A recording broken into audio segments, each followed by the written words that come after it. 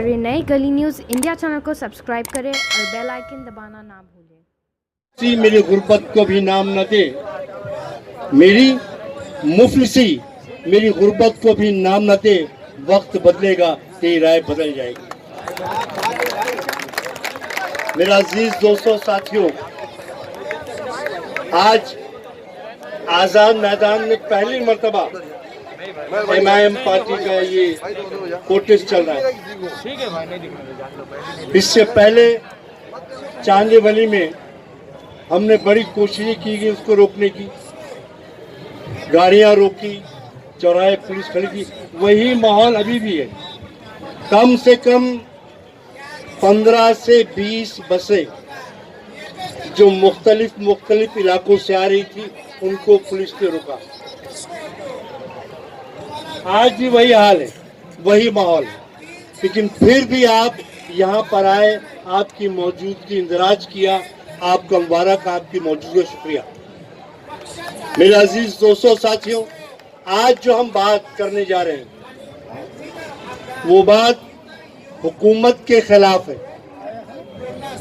वो हुकूमत जिसे मुसलमानों ने बढ़ चढ़कर ताउन के जरिए उसको कामयाब किया।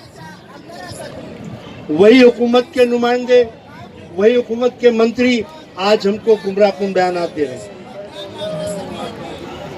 जबकि आप हम सब जानते हैं कि जो ये 5% आरक्षण है, ये महमूदुर रहमान सिफारिश पर 2014 में NCP और कांग्रेस पार्टी ने आखिरी वक्त में जाने के लिए 2 महीना था, तब इन्होंने पास कर दिया हमको कि मराठा और मुस्लिम आरक्षण, मराठा के लिए भी और मुसलमानों के लिए, और ये चले गए।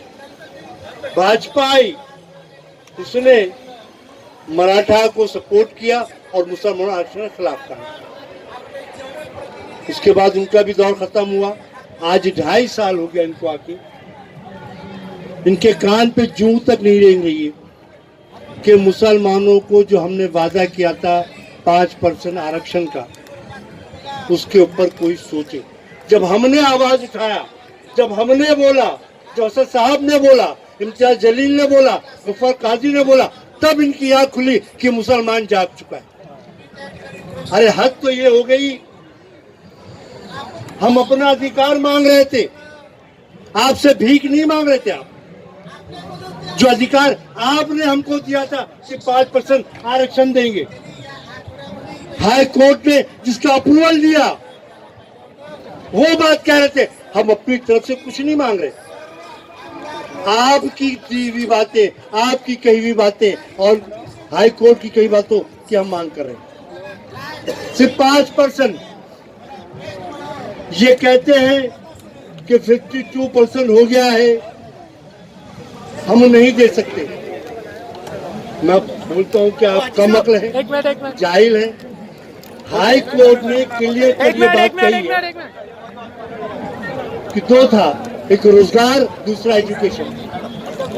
हाई कोर्ट ने कहा कि रोजगार हम नहीं दे सकते, लेकिन एजुकेशन के लिए कोई काज नहीं है, हम उसके अंदर दे सकते हैं आपको। तो फिर ये क्यों नहीं दे रहे? ये बहाना कर रहे सेंट्रल गवर्नमेंट। तुम कानून तो बनाओ तो कानून, आप हमको दो तो आप। सेंट्रल गवर्नमेंट से निपटना हमको आता है, तुम्हारी बनाने की नियत नहीं है। वही नवाब मलिक जब NCP की सरकार बनी, उसने कहा कि मुसलमानों को आरक्षण मिलेगा, और आज वही नवाब मलिक कहते हैं कि आरक्षण नहीं दे सकते। तो मेरे दोस्तों साथियों, इम्तियाज जलील ने भी कहा, गफ्फार काजी ने भी कहा, प्रेस कॉन्फ्रेंस करके कहा उन्होंने। आज वो बात मैं दोहराता हूं, बड़े मन पे दोहराता हूं मैं। अगर इस सरकार ने, कल का दिन के पास है, कल का दिन इनके पास है, सरकार में आप, ताकत आपके पास है, सेना आपके साथ है, कांग्रेस आपके साथ में, NCP आपके पास है, पूरी अक्सरियत आपके पास है।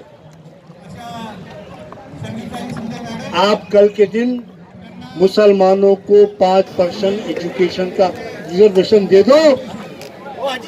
इम्तियाज जलील ने कहा है, महाराज सदर ने कहा है, वर्किंग प्रेसिडेंट गफ्फार काजी ने कहा है कि असद साहब आएंगे, मुंबई में आएंगे और आकर ये ऐलान करेंगे कि हम चुनाव नहीं लड़ेंगे,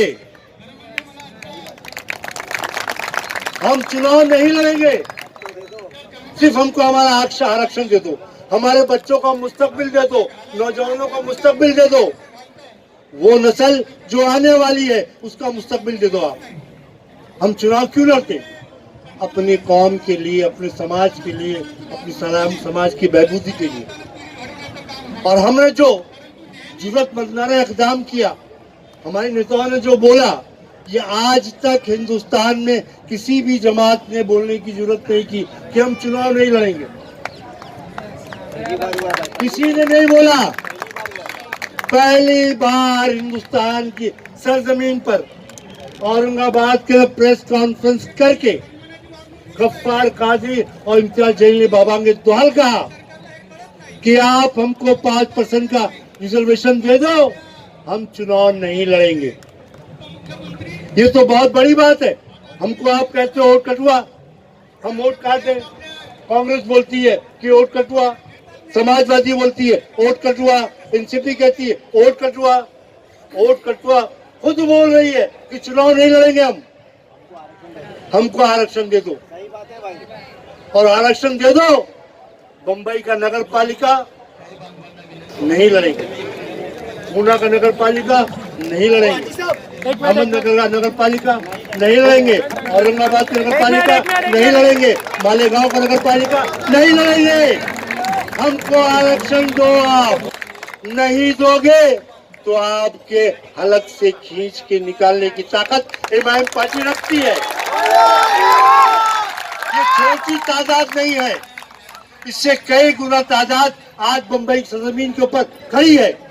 बस खड़े हैं, लोग खड़े आने के लिए तैयार हैं। मेरे अजीज दोस्तों साथियों, एक वाकया सुनाता हूं आपको मैं। जब मैं छोटा था, 18-17 साल का, मैं यूपी का हूं। मेरे माँ बाप यूपी में पैदा हुए, मैं इत्तेफाक से बम्बई में पैदा हुआ, लेकिन मेरी नाल वही गड़ी हुई। हर महीने साल में एक मरतबा मई और जून छुट्टी में गांव जाता हूँ, आज भी जाता हूँ, क्योंकि मेरे नाना की कब्र वहाँ पर है, दादा की कब्र वहाँ पर है, दादी की कब्र वहाँ पर है, सभी रिश्तेदारों की कब्रें वहाँ पर है। हमारा नुत्फा वहीं से चलता है, हमारी नाल वही गड़ी। जब मैं 18 साल का था, मेरे वालिद मुझको गांव ले गए। हम लोग गांव गए, पूरा परिवार। मेरे बड़े अब्बा को पता था कि फला दिन ये लोग गांव पे आ रहे हैं। उन्होंने बहुत सारे पेड़ मंगवा के रखे थे। हमसे कहा, बच्चा जाके नहा के फटाफट बाहर आ जाओ। मैं नहा के, मेरा भाई, मैं, हम लोग तैयार होकर बाहर आए। एक एक पेड़ दिए हाथ में कि लेके चलो, बाबुल बके के पास खेत है, उसमें लगाना है। हम लोग सब भागते थे। खेत में गड्ढा था एक, जो पहले से खोद के रखा था। मैंने एक पेड़ लगाया, मेरे भाई ने एक पेड़ लगाया। ऐसा करके पूरी बाग हमने 100 पेड़ के लगाया। तो मैंने बाबा से पूछा, बाबा इतना बिरवा है यार, कब भरे, मतलब कब आम देगा ये? मैंने अपने बाबा से कहा कि ये आम कब देगा? जो कि पूरे गैर तालीम याफ्ता थे, मेहनत करना, मशक्कत करना, बीवी बच्चों का पेट पालना, वो जानते थे। वो उनको दुनिया से कोई मतलब नहीं थी, लेकिन उनके परिवार की फिक्र थी। मैं कहा, बच्चा तेरे लिए लगा नहीं रहा हम लोग, तुम्हारे लिए लगा नहीं रहा हूं मैं ये पेड़, अपने पोतों के लिए लगा रहा हूं मैं तेरे आने वाले पोतों को लगा रहा हूं मैं। मतलब कहने का क्या है कि वो शख्स जो गैर तालीम याफ्ता था, वो दुनिया नहीं देखा था, लेकिन उसको फिक्र थी अपने आने वाली नस्लों के बारे में। आज के टाइम पे गांव जाता हूं मैं, तो कलमी आम के पेड़ लगाते हैं। फल बहुत देता है, छांव भी देता है, लेकिन जो मेरे बाबा ने बाग लगाया था, आज तकरीबन 30-40 साल का हो गया, मेरी बाहों में नहीं आ सकता, इतना तगड़ा हो गया। 100 पेड़ लगाया था मैंने, 70-80 पेड़ उसमें खराब हो गए, 30 से 32 पेड़ वहाँ मौजूद है। तो कलमी आम को मुआवजा इसलिए कर रहा हूँ मैं, आज की सोच कलमी आम है, जो आम तो खाती है, लेकिन उस आम के पीछे रीजन ये होता है कि हम लगाए हम खाए। एक मिनट हम लगाए हम खाए। हमारी नस्लों की फिक्र किसी को नहीं है। आज पढ़ लिख लिए हम लोग, लेकिन जाहिलों जैसी फिक्र हमारे अंदर है। हमको उस फिक्र पर जाना है, उस पुराने फिक्र पे जाना है। अगर मैं अपना पेड़ काटूंगा, मैं उससे पलंग भी बनाऊंगा, मैं दरवाजे की चौखट भी बनाऊंगा, मैं हर चीज बनाऊंगा। मैं इस कलमी आम को काटने के बाद सिवाय जलाने के दूसरे कोई काम नहीं आ सकता। तो ये मेरे पुरखों की सोच है, और वो पुरखों की सोच लेकर मैं आज यहाँ पे खड़ा हूँ आपके सामने। 5% रिजर्वेशन चाहिए, हर हाल में चाहिए, हर कीमत पर चाहिए। जब लेने वाला ताकतवर होगा, देने वाले को छक मरा के देना ही पड़ेगा। आज मजलिस इत्तेहादुल मुस्लिमीन खड़ी है जनाब बैरिस्टर सुजन ओवैसी के हाथ मजबूत करने के लिए। उसके हाथ में ये परचम जो है, ये निशानी है इत्तेहाद की, ये निशानी है एकता की, ये निशानी है कौमी परचम हमारा ये। तो मेरे अजीज दोस्तों, एक बात याद रखिए, छोटी सही लेकिन ताकत बहुत जबरदस्त है। आज चले आइए आप, हर जगह पुलिस की नाकाबंदी है कि नहीं है कि नहीं है ना? क्यों है? सिर्फ मजलिस इत्तेहादुल मुस्लिमीन के खौफ से, उसके डर से। डर अच्छा लगा, अभी डरना और भी जरूरी है। अभी तो बार बार डराएंगे, जब तक का बात नहीं मानोगे आपको डरना पड़ेगा। फैयाज अहमद खान आगे बढ़ो, फैयाज अहमद खान आगे बढ़ो। मजलिस इत्तेहादुल मुस्लिमीन असदुद्दीन अवैसी। दोस्तों, एक और बात गांव की याद आ गई। मेरा गांव बहाबल के पुरवा है, अमेठी शहर का हूँ। मेरे बाबा ने बचपन में एक जमीन देखी जो बंजर जमीन थी, उस पर कुछ उगता नहीं था। मेरे अब्बा से कहा, भैया ये जमीन खरीद लो। मेरे अब्बा ने चुपचाप जमीन खरीद ली। मैंने पूछा, बाबा बंजर जमीन है, कोई झाड़ लगा सकते नहीं, उसा खाली ऊसर ऊसर ही, क्या करोगे? बोले, चुप रहे तू नहीं जानता, गांव के बाहर है, खलियान में है, तू नहीं जानता ना तुम क्या होगा। आज जो जमीन सोने से ज्यादा कीमती है। गांव बढ़ते बढ़ते गांव के अंदर जमीन आ गई। अगर वो सोच ना होती कि अपनी नस्लों के लिए घर बनाना है तो जमीन ना लेते। तो आज के दिन हमारा मकसद ये होना चाहिए कि अपनी आने वाली नस्लों की लड़ाई लड़ना है, अपने बच्चों के मुस्तकबिल की लड़ाई लड़ना है। फैयाज अहमद खान आगे बढ़ो, मजलिस इत्तेहादुल मुस्लिमीन हम लेके रहेंगे, है हक हमारा, हम लेके रहेंगे, हम छीन के लेंगे।